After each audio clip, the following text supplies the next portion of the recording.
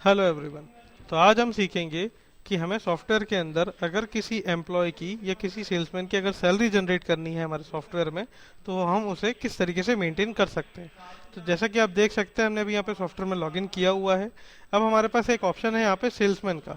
इसके अंदर हम यहाँ पे न्यू सेल्समैन के नाम से एक सेल्समैन को क्रिएट करेंगे सबसे पहले। एंड देन उसके बाद जो भी हमें क्रिएट करना है सेल्समैन, वो हम सेल्समैन यहाँ पे क्रिएट करेंगे। तो जैसा कि हमने यहाँ पे एम्प्लॉय नेम में यहाँ पे क्रिएट का ऑप्शन सेलेक्ट किया है, अब हम यहाँ पे हमारा एम्प्लॉय का नेम डालेंगे। तो हमने यहाँ पे एक सैलरी एम्प्लॉय के नाम से हम यहाँ पे एम्प्लॉय जनरेट करेंगे। ये मैंने एक नाम मेंशन किया है, उसका जो भी कोड है हम यहाँ मेंशन कर देंगे रेफरेंस के लिए। और देन उसके बाद अगर आपको बाकी डिटेल्स भी डालनी है तो वो डिटेल्स आप डाल सकते हैं। देन उसके बाद हम यहाँ पे इसे सेव कर देंगे। जैसे हम इसको सेव करेंगे, यहाँ कंफर्मेशन आएगा, हम कंफर्मेशन देंगे इसे। ओके। एंड देन उसके बाद हमारा यहाँ पे सेल्समैन ये क्रिएट हो जाएगा। सेल्समैन क्रिएट होने के बाद हमें यहाँ पे अकाउंट सेक्शन पे क्लिक करना है। जैसे ही हम अकाउंट सेक्शन पे यहाँ पे क्लिक करेंगे, हमारे पास ऑप्शन आता है जनरल वाउचर का। जनरल वाउचर के अंदर हमें यहाँ पे क्लिक करना है। अब हम यहाँ पे एक एंट्री करेंगे जिसके अंदर हमें हमारी सैलरी को जनरेट करना है हमारे एम्प्लॉय के लिए। तो सबसे पहले कि आप देख सकते हैं, जैसे ही मैंने यहाँ जनरल वाउचर की सेक्शन पे क्लिक किया है, ठीक है, तो हमारे पास यहाँ पे अब जो हमारे पास सबसे पहला ऑप्शन है क्रेडिट का, इसके अंदर हम यहाँ पे सिलेक्ट करेंगे हमारा एम्प्लॉय का नेम। तो हमने यहाँ पे एम्प्लॉय हमने सिलेक्ट किया और हमारे एम्प्लॉय का नेम हम यहाँ पे मेंशन करेंगे। तो हमने एम्प्लॉय का नाम हमने यहाँ सर्च किया, तो आप देख सकते हैं कि हमारा एम्प्लॉय का नेम यहाँ पे शो हो रहा है। जैसे ही हम यहाँ एम्प्लॉय यहाँ पे सिलेक्ट करेंगे, एंड देन उसके बाद हमारी जो भी सैलरी है हमारे एम्प्लॉय की, वो हम यहाँ पे मेंशन कर देंगे। अब ये जो पॉइंट है हमारा, ये हमारा क्रेडिट का पार्ट है, तो इसके अंदर हम जो भी एंट्री करेंगे वो क्रेडिट सेक्शन में करेंगे। तो फॉर एन एग्जांपल, अगर हमारे एम्प्लॉय की सैलरी 15,000 रुपीज़ की है, तो 15,000 रुपीज़ हम यहाँ पे मेंशन करेंगे। एंड देन उसके बाद हमें यहाँ पे सेलेक्ट करना है लेजर। ओके, क्योंकि हम यहाँ पे जो एंट्री जनरेट कर रहे हैं उसके अंदर हम सैलरी जनरेट कर रहे हैं हमारे एम्प्लॉय के लिए, तो उसका एक हमारा ये एक्सपेंस होता है। तो हम यहाँ पे एज एन लेजर के अंदर हम एक्सपेंस को सर्च करेंगे जिसका नाम है सैलरी टू स्टाफ। तो हमने सैलरी टू स्टाफ के नाम से ऑलरेडी जो क्रिएट किया हुआ है, वो इनडायरेक्ट एक्सपेंस हम यहाँ पे सेलेक्ट करेंगे।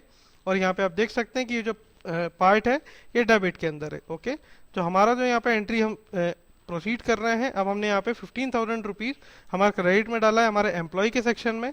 और जो लेजर का पार्ट है जिसमें हम इनडायरेक्ट एक्सपेंसेस को मेंशन कर रहे हैं, तो वो हमारा पार्ट यहाँ पे रहेगा 15,000 रुपीज़ का डेबिट के सेक्शन में। अब हमने यहाँ पे एंट्री प्रोसीड कर दी है। अब हम जैसे ही इसको यहाँ पे सेव करेंगे तो ये हमारी एंट्री कंप्लीट हो जाएगी। जैसे ही हमने इस एंट्री को कंप्लीट किया, अब हम जाएंगे हमारे एम्प्लॉय के लेजर के अंदर। हम यहाँ पे उसके लिए हम पेमेंट सेक्शन पे जाएंगे। पेमेंट सेक्शन पे हम यहाँ क्लिक करेंगे। देन हमारे पास यहाँ सिलेक्ट का ऑप्शन आएगा। सिलेक्ट के अंदर हमें यहाँ पे एम्प्लॉय सिलेक्ट करना है। जैसे ही हम यहाँ पे एम्प्लॉय को सिलेक्ट करेंगे, तो हमारे पास वो एम्प्लॉय का डिटेल्स हमने यहाँ पे जैसे शो करी, आप ये देख सकते हैं मैंने इस पर क्लिक किया है, तो हमारी एक जनरल वाउचर की एंट्री यहाँ पे क्रिएट हो गई है। और यहाँ पे सैलरी जनरेट हो चुकी है 15,000 रुपीज़ की उस पर्टिकुलर अकाउंट में, उस पर्टिकुलर एम्प्लॉय के लेजर के अंदर। अब हम यहाँ पे पेमेंट करेंगे कि हमने जो अभी यहाँ पे सैलरी जनरेट करी थी उसकी पेमेंट हमें अगर क्लेरिफिकेशन करना है, तो उस केस के लिए हमने यहाँ पे जो ऑलरेडी हमने लेजर ओपन किया हुआ है, इसके अंदर हमें यहाँ पे एक पेमेंट करनी होगी। तो हम यहाँ पे डेबिट की एंट्री प्रोसीड करेंगे। डेबिट के एंट्री के अंदर हमें यहाँ 15,000 रुपीज़ मैंशन करना है। और जिस पेमेंट मोड के थ्रू हमने ये पेमेंट किया है, वो पेमेंट मोड हम यहाँ से सेलेक्ट कर सकते हैं। और वो पेमेंट मोड सेलेक्ट करने के बाद हम यहाँ पे, जैसे हमने नन पेमेंट मोड सेलेक्ट किया है अभी, क्योंकि हम यहाँ पे डिडक्शन नहीं करना चाह रहे हैं किसी भी अकाउंट से। अगर आप किसी भी अकाउंट से डिडक्शन करना चाहते हैं तो वो अकाउंट आप यहाँ पे सेलेक्ट कर सकते हैं। एंड देन उसके बाद आप यहाँ पे, जैसे अभी मैंने कैश का सिलेक्शन किया है, तो आप यहाँ देख सकते हैं बैलेंस अभी है मेरे पास 59,381 रुपीज़। ओके, एंड देन उसके बाद हम इसको यहाँ पे सेव करेंगे। सेव करने के बाद हमारा यहाँ पे ये प्रोसीजर कंप्लीट हो जाएगा। अगर आप प्रिंट करना चाहें तो इसे आप प्रिंट कर सकते हैं, अगर नहीं करना चाहते आप इसे कैंसिल भी कर सकते हैं। इतनी प्रोसेस होने के बाद आप यहाँ देख सकते हैं कि यहाँ पे इनका जो क्लोजिंग बैलेंस है ये पूरा कंप्लीट हो चुका है, जो हमारा एम्प्लॉय है उसके लेजर के अंदर। अब हम आते हैं हमारी प्रॉफिट एंड लॉस रिपोर्ट्स के अंदर। प्रॉफिट एंड लॉस रिपोर्ट के अंदर हम यहाँ पे जैसे ही चेक करेंगे, तो ये प्रॉफिट एंड लॉस रिपोर्ट हमने यहाँ सेलेक्ट करी है और हम यहाँ पे व्यू करेंगे। तो इसके अंदर हमारा जो अमाउंट है, वो अमाउंट हमारा सैलरी टू एक्सपेंसेस का यहाँ पे अभी हमारा ऐड हो जाएगा सैलरी टू स्टाफ के अंदर। जैसे कि हमारे पास ऑलरेडी यहाँ पे मेंशन था, तो ये 27,000 रुपीज़ हमारा यहाँ पे टोटल हो चुका है।